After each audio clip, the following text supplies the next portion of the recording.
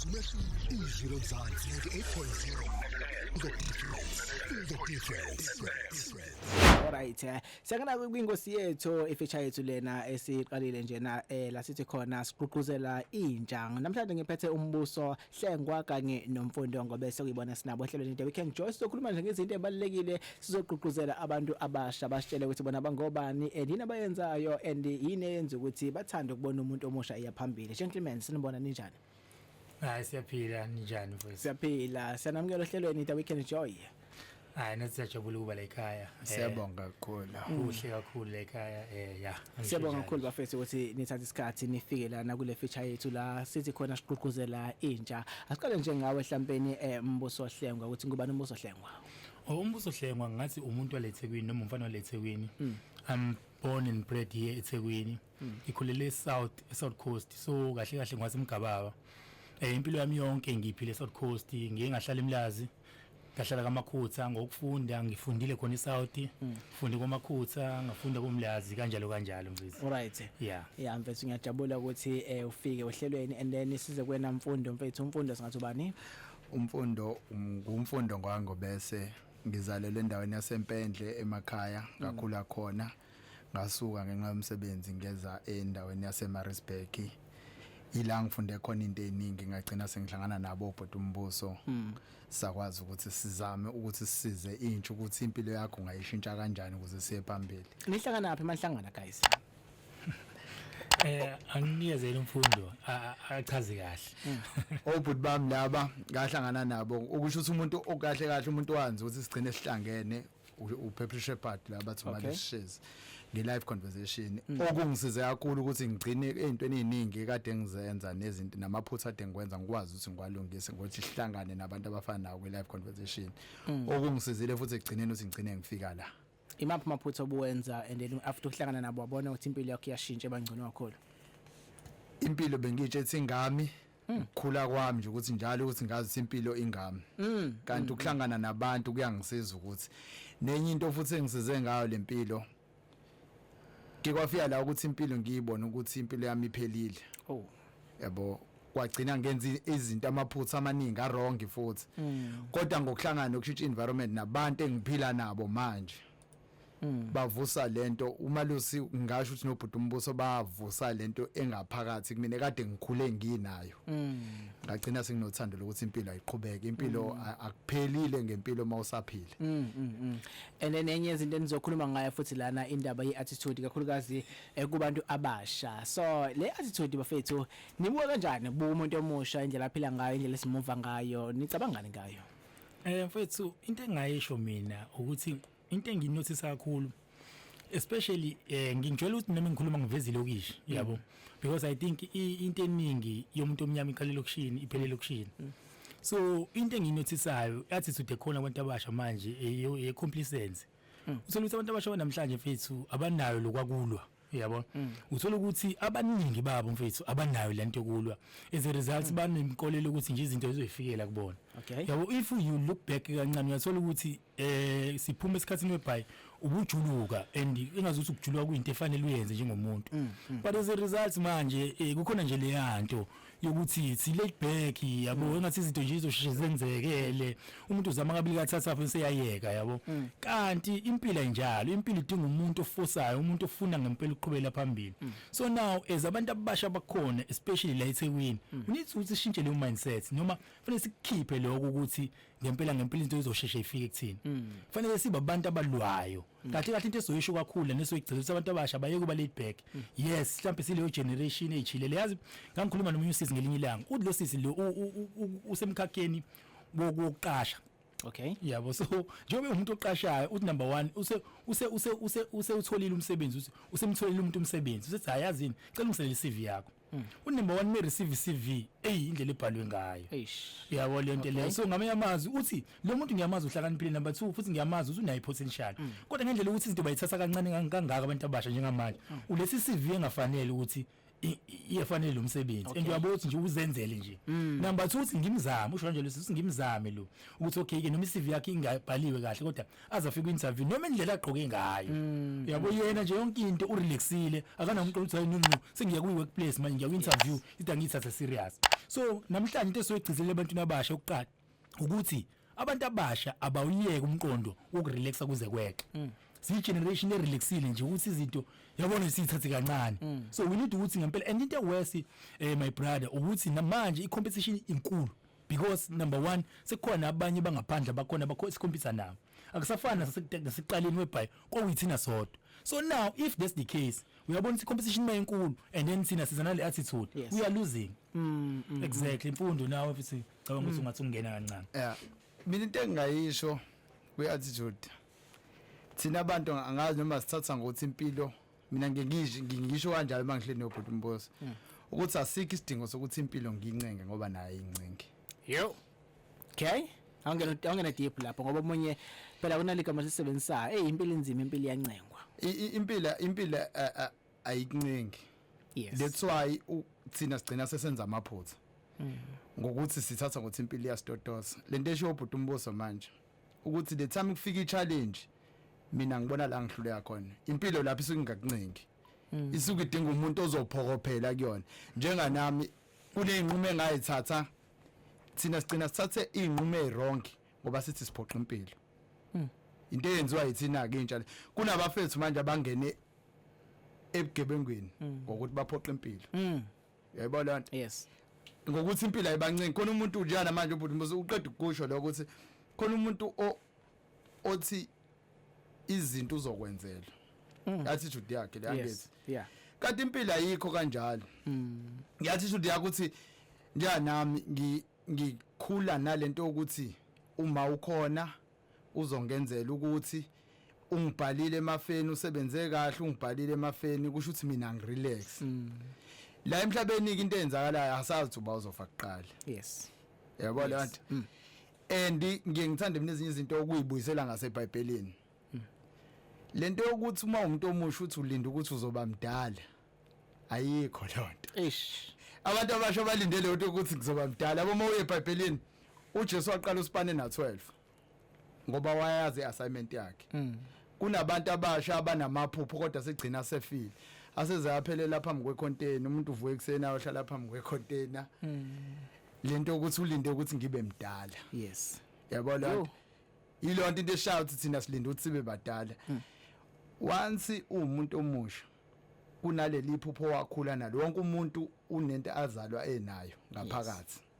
musuku uyivumela ukuthi ife lonto iphoqe ngoba impilo nayo ayincengi ngasonke isikhathi mawuthi uzolinda ukuthi iphupho lakho liyofezwa abantu abathize yabo njana manje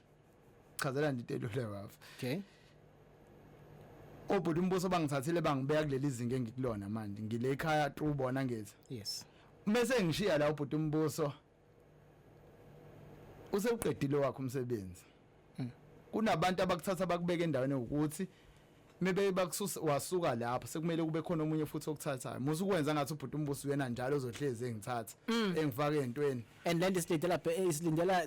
isilindela to into esiyokhuluma ngayo manje le ndaba ukuthi ufile sengazi ukuthi kunomuntu okukoleta something kunomuntu ongikoletayo kumele ngisizobani ukuze ngiphumelele ubani kumele ngenzele ifavor ngicabanga nabantu uthothi umuntu uza kwena uzofuna usizo ubone kodwa ukuthi attitude yakhe is like uyangikweleta kumele ukuthi ngisize yeah mfethu ngeke ngithi mina uma sikhuluma ngaleyo nto konke ngibiza nge-they owe us attitude noma mindset okay owe us yeah they owe us mindset noma attitude sure. Unfortunately face into yakha kwesinye isikhathi kuyibhidlize yabo so yonke into ino positive negative what do I mean by this into eyenzakalayo nansi mfethu sikhule kwi-era noma i-era whereby kukhona abantu abasizayo khona uhulumeni khona nezinye inhlakithi ezisizayo so kwakuyinto enhle leyo because sabantu abasuka emuva okay yabo so besisuke emuva ngokwempilo vele fanele sketch up however now lento isicreate enye monster whereby abantu ngempela abanenkolelo ukuthi kumele basizwe kanti ngempela mina ngithi impilo i-DIY projects kama manje do it yourself projects so now as much as kukhona abantu abazokusiza but bafika by the way but wena umsebenzi omningi wenziwa wena khona enye isenke engiyithandayo ethi italent lu 10% u90% hard work. Oh yeah. Sure. So now Yeah. ukhiye njengomuntu omncane okhulayo namhlanje understand it's a very young age ukuthi akekho umuntu ozokusiza. As my brother mina ngizobuyela kancane story sami esipersonal. Uthola ukuthi mina mfethu indlela engakukhula ngayo kwakufanele angeke ngithi nje angekho umuntu ozongisiza. Okay. Yabona engayibamba lento ukuthi no ukuze ngikwazi ukuqhubeka akekho umuntu ozongisiza. And yangisiza lento ngoba ibhlungu yena mayenzeka my bro. Ibhlungu ngoba ukubona abanye abantu besizwe eduze kwakho nafanele uzenzele. Kodwa it creates leyanto ukuthi ujwayele ukuyimela at a very young age and iyakusiza because inkinga enkulu kakhulu xa ukuthi khona abantu abazokusiza. Abantu nombani uxakile yazi ngibona ngiveze enye element nje ehlukile. You know I've been surrounded by mhlawumbe lesi ama relatives and then kube khona irelative uthola sengathi unisanda kuba ngcono ngokwemali yabo so kube khona umqondo wedini mhlawumbe ama relatives ukuthi hey usibani bani ufanele ukusiza not knowing ukuthi usibani bani unenkinga zakhe eziningi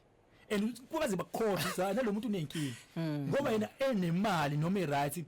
kube ngathi imali yakhe ingasiza wonke umuntu baze basho bathi usibani bani imali yakhe uyenzayo yabo baze bambalele inkinga zakhe yabo into ngisho not understand ukuthi no unenkinga zakhe lo muntu imali yakhe ingangayo. So now as abantu abasha kusibuyele kubona as understand ukuthi akubeka abantu abasikweleta umhlaba osikweleta lutho kahle into yade isho umfundo ngayengayitshela nomunye umngani wami mina wangitshela emehlweni wase Mbusi yazilalela futhi impilo ngeyizincenke as young people uma ngabe sibambe ukuthi impilo ngeyisincenke soshayeka because impilo ngeke izisincenke mfethu ngalendlela ukuthi impilo ishaya abantu abasikhule sibazi benezinto kodwa uthola ukuthi ngoba bafundanga ukuthi into iphathwa kanjani abazali bazi abekwazi ukuphatha lezi zinto ibashayela impilo. Yo so now umuntu omusha kangakanani kuvela usiqhamuka endaweni engekho right because yazi into eyenzakalayo ngendaba yelokishi isikhathi esiningi vele usiqala from a disadvantage. Mfethu asikhulume ngemarathon uma ngabe sila eDurban station siyaphi semuzi mabhida uma ngabe khona umuntu ozoqala ngaphansi kwebridge mase kuba khona uqala la uba ufika kuqala uzofika kuqala ngaphansi kwebridge mabusi ngempela indlela azohamba ngayo ngeke aphela amandla. So now inkinga nayo la ikhona mfethu thina njengabantu abamnyama vele sinjalo siqala eDurban station laba abanye baqala phansi kwebridge so now vele sifanele sigijime kakhulu sure. So now nayi isho sibhekene nawo and abantu basha bacabanga ukuthi and i-narrative ephushwa njengamanje ukuthi hayi sonke siyafana and nabantu abasha bayakholwa ukuthi bayafana abafani thina sisuke emuva thina siqala eDurban station so now that's where sifanele si understand lento ezabantu abasha into ebhlungu my bro and abantu abasha fanele understand even babe nomqondo ovulile political usikwenzakalani manje political ngempela siphela isikhathi abantu abazododosa manje political abantu esisho abantu ade besiza yaphela leyanto so isikhathi yabo irezayo manje umuntu sefone ngempela kube ikhwephe zakhe and sekuthiwa manje mfethu sina 30 years sikhululekile senzeni so ngamanye amazwi umuntu omusha okukhula manje angalinge akahlula ukusebenzisa ama resources ngoba khona my brother but just a issue ukuthi asifuni kwabamba thina so umuntu omusha okukhona njengamanje akenze sure lama resources akhona njengoba kukhona ilokhuzana internet nazo zonke lezi zinto siyisebenzise ngoba mfethu uma singayisebenzisi akekho umuntu osikweletayo. Kodwa manje Mfundo ucabangana bangabe kuzoba khona umuntu omusha vele athi yanga izinto eshiwo umbuso ukuthi thina vele sisuke emuva omunye ugcina lokho ekusebenzisa as indlela yokuyiduduza yena ukuthi vele ngeke kube lula ukuthi ngiye phambili vele ngeke kube lula ukuthi ngiphumelele because vele mina i-background yami ibinzima kakhulu la ngiqhamuka khona vele akekho umuntu oke enze kahle agcina sekusebenzisa lokho njengento yokuyiduduza ukuthi okay la ngikhona ubone ukuthi lo muntu lo la ekhona usangenza more kunalokho akwenza vele asiloke ngikwenza ku enough because vele la ngiqhamuka khona akekho even ofika la ngifike khona mina kodwa ubone ukuthi lento ayisho ukuthi ukuyona usangenza more kunalokho bafo yazi sikulonto mfethu lapho ngizokhuluma ngami mina ngihlezi ngikusho lokho ukuthi nangaso sonke isikhathi yonke into kumele iqale ngami into engekho ekhaya kumele iqale ngami ngiyabona ukuthi isimo sinzima but yonke into engekho nengabanga khona ekhaya kumele iqale ngami yabona manje thina sithi masenza izinto sibheka ukuthi kufanele ukuthi ngumagcini ekhaya ngibheka ukuthi umuntu ozongenzela lonto umuntu omdala kanti iassignment yami ukuthi ngizoshintsha lesimo sasekhaya imino sekugcineni mangizokuthatha ngeBhayibheli uMoses ulokhu nje uJosepha uyena wayesekugcineni wayebekile assignment yakhe ukuthi azoshintsha umndeni wakubo uyayibona lonto manje thina ubheka iposition yakho ukuthi okay mina ngisekugcineni ekhaya bakhona ubhuti uMbuso badala kunami ibahlulile lonto okusho ukuthi nami izongihlola kanti iassignment okuzoshintsha into yakini isibongo sakini iassignment uNkulunkulu wonke umuntu lemhlabeni iassignment yakhe yabona assignment yakhe ukuthi uzoshintsha isibongo sakini lento ekade ingekho kini izoqala ngawo nginjani nami ekhaya imoto sakhula ingekho umuntu waqala ukuthenga imoto imini ngoba ngayitshethi lento ayikho ekhaya kodwa kumele iqale ngami nasekhaya yes akekho umuntu onemiliyoni kuzoqala ngami wow amfethu siyakubusisa ukuthi lifike lo million liqale kwena ngempela that we can enjoy 629 asambe seku andile Mthemba sisazise singabe kwenzakalani kwezemidlalo sibuye siqhubeke nazo insizwa kwingosi yethu la siqhuquzela khona nje abantu abasha sihlelana noMbuso kanye noMfundo hlelweni da we can enjoy ngayindawo siyabuya hlelweni da we can enjoy and sihlelana in studio with uMbuso kanye noMfundo sikhuluma ngezinto ezibaluleke kakhulu lana kwingosi yethu la sithi khona siqhuquzela intsha uMbuso Hlengwa kanye noMfundo Ngobese guys sesiziva vala nje nayo kunamaphuzu awu2 engifisa ukuthi siwabheke sikhulume ngawo lana ngifuna sikhulume la ngendaba yokubekezela iprize eza nokubekezela noma kuthiwa kunzima kanjani but iprize eza nakho ukubekezela yeah no mfethu into ebalike mhlambe before singene exactly indabeni iprize yokubekezela mhlambe ikhuphe kancane into nathi sikhuluma ngayo ukuthi omunye umuntu uka athi ngoba mina ngiqala emuva so mase engenele ubuvila mhlawumbe sibe kanjani so uthola ukuthi umuntu unesizathu sokuthi angenzi kahle because ukholwa ukuthi yena ngoba uqala emuva then so ufanele ungenzi kahle so kahle kahle iprize ye progress ipay I think abantu abaningi abazi noma ingakho ngiye ngikulwise mina ukuthi singabi kakhulu namadoda soft kuze kweqa because kuhle because mhlawumbe kusuke kuzanya ukuthi abantu abasha ba noma akusuke kuthengwa indlela yokukhula esi-adoptile ethize but eqinisweni if you gonna progress uzoba nama challenges so now ama challenges vele alethi pain so now if you gonna progress vumela noma understand ukuthi uzoba khona ama obstacles and udile nawo ngendlela okuyiyona yona so now into enzakalayo abantu bakithi noma intsha esibhekene nayo noma isiphila nayo isikhathi esiningi umeke kwaba khona inkinga ezincane yes baphelelwa amandla umeke bafila ipain encane bayakhathala namhlanje mfethu mina nje ngizwenza example ngami ngumuntu osanda ukugijima namhlanje ngivuka ekseni ngashaya 30 kilometers okay you know why abanye abantu bayibangibuza Mbusi indaba ujimelana uzacile ngithi mina no vele ngizacile kodwa yazini umncane ngomzimba yeah so bona ulothi ngizacile uzakile plus kade emkhulu bese so now but into issue bathi bona no why uzu stress kangaka yabo why you spend maybe 4 hours emgaqweni sometimes 3 hours emgaqweni ngithi no ngijwayeza ubhlungu uma ugijima uexperience noma ufila ipain eningi so now uma umuntu zijwayeza ukuthi ipain uyazi ngoba uzoyithola endleleni if ngempela umuntu ozoprogressa be sure ukuthi ipain uzoyithola so now how do you navigate pain in order for you to progress because we are saying price your progress is pain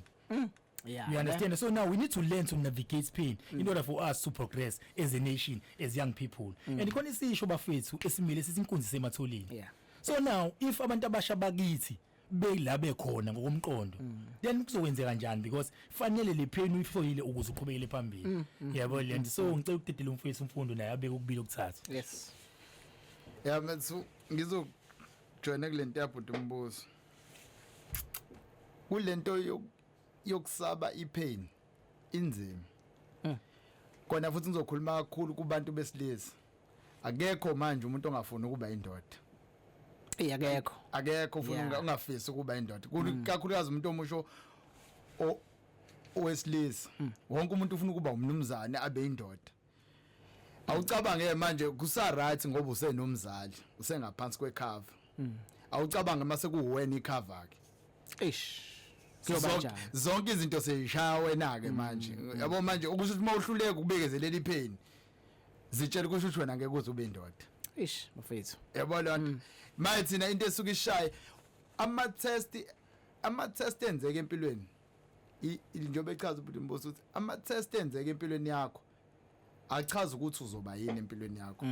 uyabo lona njengoba zikunetha ukwazi ukubekezela okusho ukuthi mase uyicover yomndeni wakho kunezinto ezizoshaya wena zingabe zehleli ingane zakho ngoba wena ukwazile ukube awucabange ukuthi ubaba uyatetema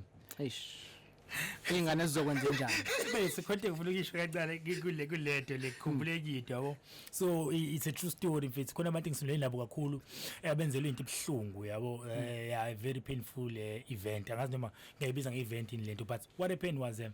kwasho umuzwa khona mfethu ihlobo zami nje not so long ago yabo and kwabhlungu nje mfethu kakhulu then ngifike ngizobona yabo ngifike ngizobona ukuthi umonakalo omngakanani yabo then ngifica abashana bami bengaphandle yabo obvious bakhungathekile isimo simbi yabo and then I don't know ukuthi lento iqhamukephi kumina kodwa ngiye ngithi mina ke uma kuqhamuka into ethize uNkulunkulu nje usuke ngiphile leyo nto yabo then mase nginayazi madoda ngoba nabantu besilisa nina ngiyazi lento yenzekile ibhlungu and obvious ukuthi ibhlungu and ayikho into singakhuluma ngayo ukuthi mhlambe ingangaba ibhlungu lento however ngicela unitshele enye into madoda la ukuthi impilweni yonke yabo nje bavele senikhulile because sebadala sebeyila ku tertiary level yabo hlaba abanye grade 12 yabo so sengithi mina into ezokwenzeka la ukuthi impilweni yonke kuzoba khona abantu abarelay kuwena yabo as a man nje once you grow qala kube khona abantu abarelay kuwena khona abantu abazodla wena mingithi badla wena mhlawumbe ngikubeka rough kodwa kuyiqinisa ukuthi ukuze bakuprogress wena ufanele ukeep into nayo ukuze bakuprogress and ibona bakwazi ukuqhubeka wena mawusonga izandla so now lento esho umfundi uthi unindoda etete makuzowenza kanjani because khona abantu abazothi nje ukuze impilo yabo iqhubeke wena siqhubeke lapho mhlawumbe bakhulu baze babe nemizi kodwa badinge nje izwi lakho basi no mase kukhuluma ubaba then impilo izoqhubeka so now are we ready yini noma uma soba abantu abasoft are we ready for leyo reality because leyo nto ngizoyibalela imili ukuthi nje yabona nje uma waqala waba indoda lento ayishoyo uma waqala waba indoda sekhona abantu nje abarely kuwena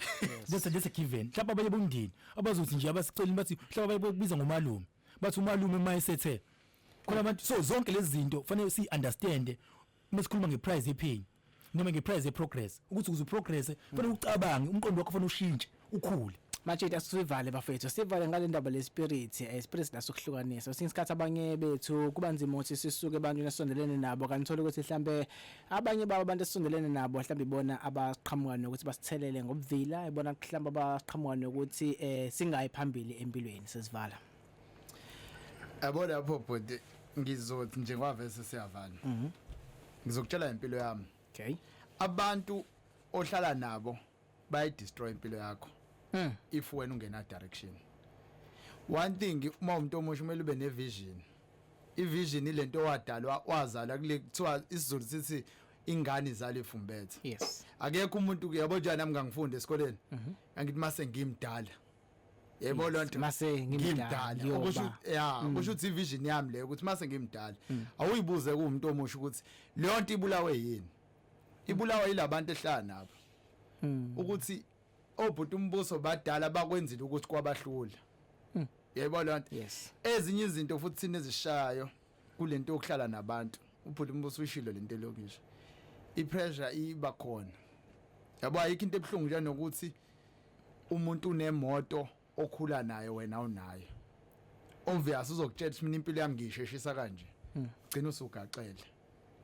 ekugaqeleni kwakho wena kade ujethi ufuna ukujaha impilo impilo ine step sayo and futhi step mawuseqa isuke izokubuyisela kusona futhi yona impilo njenganami mina ngayeka isigere empethu grade 11 ngayijets hayi 2004 hayi isigere ngiyayeka lento ngajaha impilo ugrade 12 akunawe ngahamba ngangqinda empilweni yangaqhubeka impilo le stage sokuthi kumele ngibuyele emuva ngiyofunda ugrade 12 kwangiphoqa ukuthi ngibuyele ngafika esikoleni ngamdala eklasini into engengisho mbese engengiyibonga kakhulu empilweni ukuthi second chance ngitholile yabo lonto ukuthi ngiphinde ngiphile ngiqhubeke ngibonga abantu engihlane nabo oShepherd obhuti uMbuso ubaba engihlane nawo uPhoso iOlid yabona mawuse nomzali impethu lo muntu kumele hlezi umhloniphe umuntu omusha umzali akayikho ingane yakhe yabo nje ngingisho ufana nomuntu othi ushaya labantu abakuthiwa bababiza amaphara umzali waloya muntu usabona into ayizala ngitabona ingane yakhe yakubana ingane yakhe manje thina abantu abashasi mina ngeke ngisho ukuthi ngiphila nawo wonke umuntu ngoba uNkulunkulu nomzali waloya muntu usenethemba yabo lonto wena ungalibona iphara kodwa one day impilo yakhe ingancika kuyona kulona Nisangashintsha kwayilona. Angithi Abo umuntu owenza kangcono empilweni, abo umuntu ophumelelayo because abanye bayashintsha. Kuyenzeka sibabona abantu impela beshintsha. That's the thing Kuma social media ubona isithombe sakhe awu benje nahlala emgwaqweni nawo sekanjena siyaphambili empilweni. Maye thina ke aboma ungayishintsha abantu ohlala nabo. Kwenzeka lezo zinto ke. Umuntu ohlala naye yabo nje namade ngihlala nabantu engakhulunywa indaba yemali. Meke wakhuluma imali so ayiyabheda lonto. Kodwa sengibonile ukuthi sengihlala nobhuti uMbusi ukuthi imali iyafuneka empilweni yomuntu. Ukuba rich into ebalekile. Yabona Yes. shintsha abantu ohlala nabo. Musu ukuphakama. Mayithi into esithi masishintsha siyenza lento yokuphakama. Ashintshi siyaphakama. Angisahlali nobani into engayikhuluma nobani sengikhuluma nobani kanti ukushintsha environment ukuthi ngiye kulabantu aba-align nalempilo engifuna ukuyiphila 0604807164 sinombuso nomfundo sinombuso Hlengwa kanye nomfundo Ngobese makhona ufuna ukukubuza khona ufuna ukusho kubona ungasithinta njengamanje sino 2 minutes ku 0604807164 noma ngalana on WhatsApp 0638208048 bese azositshela nje ukuthi batholakala kanjani ezinkundleni zokuxhumana mbuso mfethu ukugoqa nje la kulebeka lesikhuluma ngayo akade ekhuluma ngayo ulokhozi umfethu lana. No, okukhulu kakhulu bafethu what I've learned over time yabo ukuthi abantu ohleli nabo mfethu they hardly see potential yakho and into ebhlungu ngempilo ukuthi labantu ohleli nabo uma bengayiboni potential yakho nawe chances are uzogcina ungayiboni because into eyenzakalayo ukuthi kuthiwa hang around 3 millionaires uzobe S4 so kodwa hang around 3 losers now uzobe S4 ilesi Yo so now what makes us most ukuthi uthola ukuthi khona into ekuwena kodwa labantu ngoba sebejwayele kakhulu abakwazi ukurecognize so kwesinye isikhathi you need to ukuthi uphume la ukhona ukuze into yakhe ivele so now uma ungenawo umoya wokuhlukanisa khona abantu othi mawuhleli nabo noma ufika kubona into ekuyona mina ngibiza ngomntwana lento ade yisho lento ekuthi uzala umbethe sorry so now uma ngabe khona abantu osimuhlangane nabo into yakho icime Shibe umuntu okwaziyo ukushesha abone ukuthi hayi ngihleli nalabantu izinto zama besaqhubeka mase uyahlukanisa kanti khona abantu othi umufika nabo abomfundo lo intwana ngimina kodwa sisiqala sixoxa into evele ibe enkulu semthanye ngoba abantu ngihlangana nabo kuvile kwakhe kumlilo so now zijwayeze ukuyisondeza ebantwini abakwazi ukuthi into yakhe ikhule mawunabo and kwesinye isikhathi my brother mhlawumbe nje ubusho sikuyavalwa ikhona into engizoyisho ebuhlungwana kuyenzeka kuba abantu bakini othi mawuhleli nabo into yakhe icime and umuntu oqinile ukuthi akwazi ukubona ukuthi no into yami yafa la khona abantu bakini mfethu abangasoze bancoma into yakho uzalwa nabo yebo lonto leyo so manje azi ukuthi mfethu kuyenzeka kube njalo and ingakuphoqi leyo nto so nje mfethu ake ngibambe lapho ngoba isikhathi ngiyabona sisanda kusibamba kancane khona sene message lana uthe Mathaba uphethe insizwa lapho in studio mfethu ngiyazizwa ziyakhuluma ziyabeka mfethu ngiyafisa ukwazi ukuthi bayenza yini I think it's a support group support group okay I think uqondela indaba zama support group sometimes indlela ekutypeka ngayo okay sizongena kulokho ukuthi mhlambe niyaba inendawo la nihlangana khona nikhulume nabantu abasha zikhona okay so window kanjani like ni decide kanjani ukuthi sizohlangana nabantu ngasikhatsini nini okay what we normally do is we normally meet at least once a month okay the number of venues differs it depends ukuthi sikephi because we are trying ukuthi si reach as much indawo as possible ukuze kuba abantu abahlukene even in case that siyazama ukuthi explore mhlawumbe hopefully even echo sometimes but kukhona indawo esinya live conversation over coffee so now i-platform yethu leyo ihlala kuyona sixoxe njengabantu abasha sibonisane ngezihloko ezithize ezihlukene so what normally happens is maybe a week or maybe 2 weeks before we pull date esizohlangana ngayo siyayikhipha noma iyaphuma uze isabalaliso usayi sobehlangene ngosuku oluthile webhayisi sihlangane sonke sibonisane sibone singenza kanjani ukuze impilo zethu zibe ngcono alright bafethu kuma social media sitholakala kanjani ukuze sithole nje kahle nezinye zezinkulumo enizenzayo ku TikTok mina ngombusi Hlengwa Facebook Mbusi Hlengwa ngibengiphambanisa ngisembuso ethi yazi ngikhule kanjalo so abantu bahlezi bethi Mbuso so Mbusi Hlengwa TikTok Mbusi Hlengwa Facebook Mbusi Hlengwa on Instagram so nje lezo zinto ngithola kuzona okay Mfundo mina ngitholakala ku TikTok kuphela bangibiza ngobhuti wesigqoko on TikTok ubhuti wesigqoko TikTok angazi inamba noma ngayikhipha noma ngayikhipha kodwa ke shuthi siyocela ukuthi kube inamba umuntu azisebenzise emini ngangathola usuhlupheke ebusuku se 074 920 1602 074 bani 920 1602 Alright guys, siyabonga kakhulu thini beyingxenye iyohlelo. Sethemba sophinde sibe ndawonye futhi ngelinye ilanga. Bonga bonga thina. thina, Mbusi. Bonga Right, thina. kwingosi yethu siqhuquzela intsha besihlelana noMbusi kanye noMfundo ohlelweni The Weekend Joy sophinde sibe nabo futhi ngelinye ilanga ezikuyinsiza lezi zenza izinto ezinhle kakhulu uMbusi Hlengwa noMfundo